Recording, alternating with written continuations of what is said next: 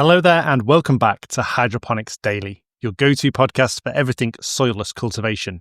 Today we're talking about growing crops in tunnels. And that's because there are a number of companies around the world that are doing this. And Spain has joined the list of countries that have now got hydroponic companies growing in underground tunnels. So it's been done in England before. It was done in abandoned tube stations, the subway. And unfortunately, the company that did that is no longer in operation, but it's also been done in Italy.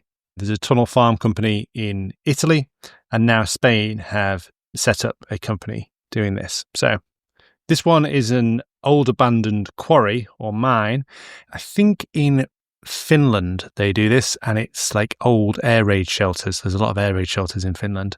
And so that's where they're going there. It's being carried out by Larea Gallery of the Carrillo Well. No idea what those are. But they're going to include 5 plant varieties. Sprouts, obviously not Brussels sprouts, but that's vegetable sprouts. Young plants for culinary use. Aromatic plants, I think they just mean herbs. That's a translation issue. Leafy greens, so that's your rockets, your lettuce, things like this. Wasabi. Peas. So pea sprouts, I would imagine, rather than the actual peas themselves, but have to be proved wrong. Mushrooms, so they're going to be doing mushroom cultivation down there. That's fairly standard for underground dark places. And salicornia as well, so a halophyte plant that is adapted to extreme environments. So interesting one. The project, I love it when these EU projects have the project promotes agriculture 4.0 as the future economy possibly for mining in the region. So there's the UN development. The mining project aligns with the objectives of the European Union's farm to fork strategy with the World Health Organization's One Health approach that aims to sustainably balance and optimize health of people, animals, and ecosystems. So all sounds really good. Best of luck to them. There's lots of pictures of people in suits with hard hats on down in tunnels. It looks fairly small scale to begin with. And the problem is we're growing underground in London. You're not up against other hydroponic growers. You're up against other field scale growers. They're your competitors, really.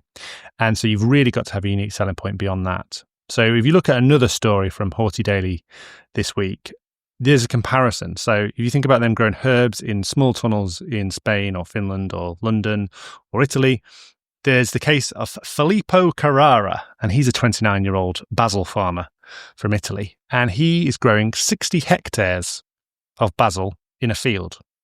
So he's growing it in an open field. He's got almost like a combine harvester for harvesting this basil, and that's their competition, really, isn't it, for leafy veg. So €550 a ton of leaves. He can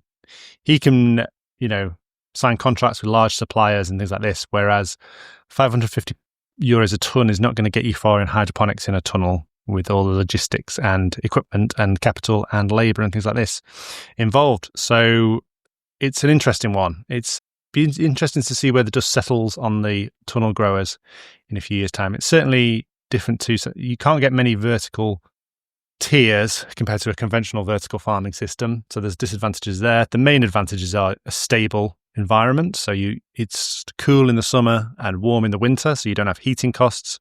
The lighting is going to be your main source of heat, and you're going to be away from pest and disease.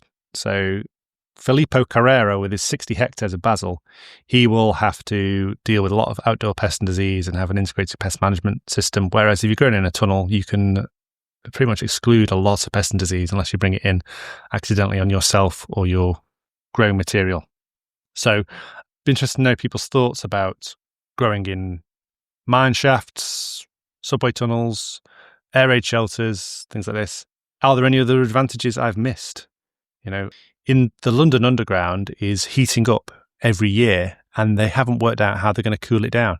Ever since the Victorian times, I think it was the first public underground train system, and it gets hotter every year and every year. Today, I'm glad I don't live in London because it would be extremely hot down there. But the actual rock and the surroundings is heating up just from the action of the trains and the people in there and things like this, and the movement and the friction when they break and things like this. So you could potentially have some tropical plants down there in London. So that's interesting. So that's been Hydroponics Daily for today. Tunnel growing of hydroponics. Growing underground was a big bang. It had a lot of publicity, but unfortunately it wasn't able to survive. But Finland, Italy, the one in Italy seems to be still going. This new one in Spain, and I think the one in Finland as well. If you know any others, let me know. Okay, that's been Hydroponics Daily for today. Goodbye.